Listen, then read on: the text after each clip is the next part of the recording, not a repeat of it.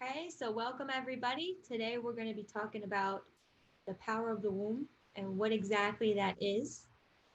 In many ways, we've been taught in our culture, in many ways, we've been taught in our history that having your period or talking about your period is a shameful thing. But if we look at some of the sacred and ancient magic women in the past, if we look at ancient traditions, we see that the cycles of the womb and the cycles of the universe really do flow in a certain way. Even if you were to look at the archetypes of astrology and how that flows into seasons and it flows into constellations and how we interpret these constellations, it's all connected to cycles. So we're often taught that we have to look at things in a linear way, right? We have to imagine something in our brains and then ask for it, and then it's given by the universe, and it's just a simple interaction with the universe. But if we were to look at the collective power and the feminine power, the womb power, we see that it's not as simple as just asking for something and receiving it.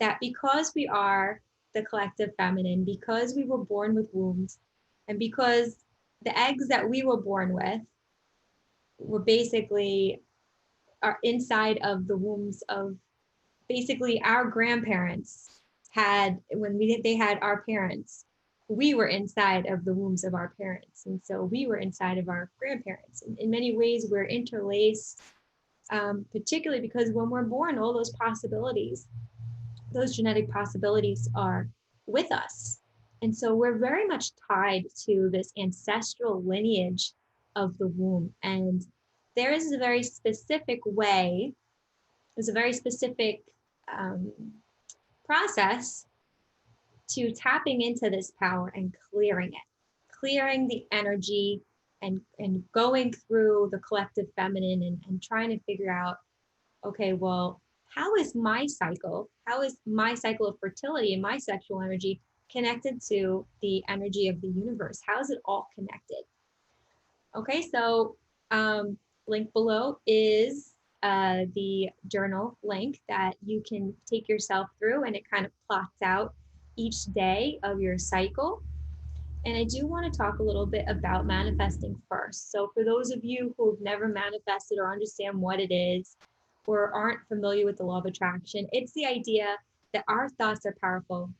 And when we think something, it has an energy.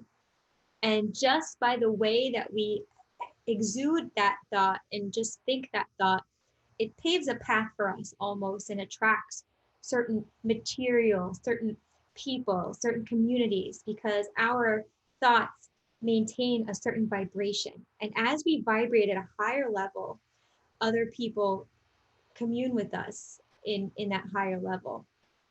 And our dreams can manifest, our dreams can become a reality, our thoughts can become a reality because our thoughts attract material things. And so everything that you have in your environment was a thought first, be it the table that you sit at, be it the floor that you're standing on, be it the clothes that you have on your back. These were all thoughts first. And thoughts manifest into the physical world as our energy aligns with the material world and as we work in alignment with our thoughts.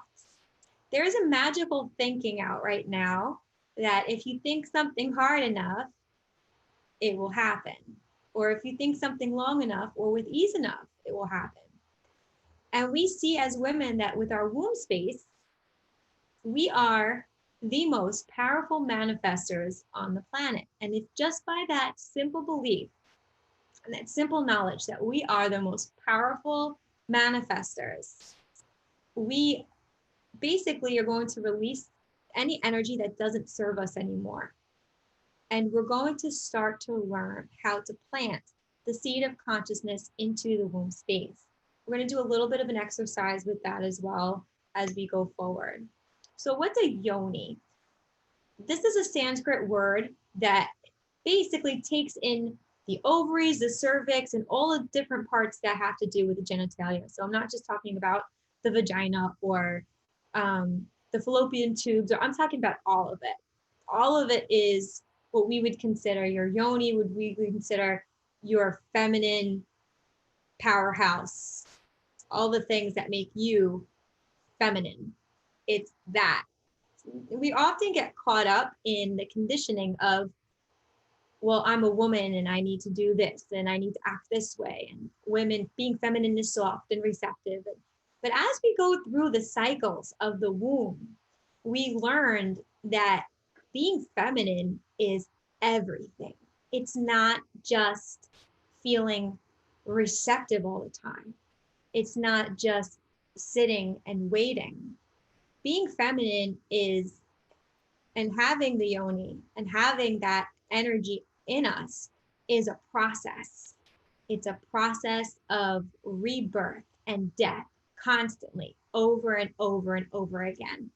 And when we really look at it, we notice that it is quite a powerful process. And as we align our emotions with it, and as we align our consciousness with it, we see that our yonis fuel everything, everything. So when I say everything, I mean what is feminine about us is this process. And if we don't get in tune with this process, this sexuality, this sexual energy that we all carry, then how can we claim to be empowered? How can we claim to be in our power?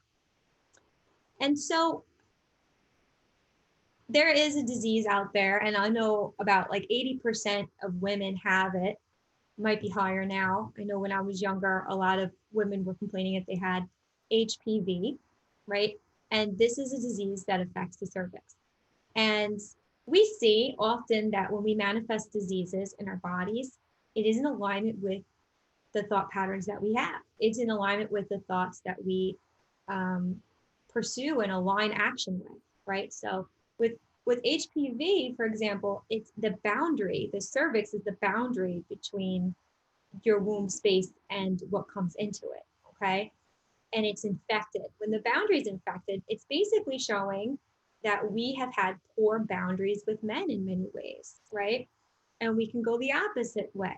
If you've been too much of a boundary, put too much of a wall with you and men or women or anyone that you choose to express your sexuality with, it can become rigid, right? So these manifestations, just physical manifestations, really do align with our energy as well. How is your period? Is it a really horrible time for you? Does it make you feel really upset when you have your period? You just really disoriented? Does depression come up? What is that? What are the feelings that come up when you menstruate? This is all stuff that you definitely want to look at and welcome, right? So, like I said, the yoni is a bit of a mirror for what's happening in your external world. So whatever's happening in your body is how you're thinking about, how you're interacting with the world. So connecting to the womb space is so important to being in your power and creating your life. The womb space contains the first and the second chakra, okay? So if you know about chakras and you're trying to align, okay, well, what does this energetically mean? Often people affiliate the root chakra and the sacral chakra with the womb space. And the root chakra is all about grounding. It's all about being safe, trusting life. But the second chakra is all about birthing. And as we birth new creations into this world, this is the place where it is said the seat of creation lives, right? Now, if we don't feel safe, and if we don't feel like we have proper boundaries, then it's going to be hard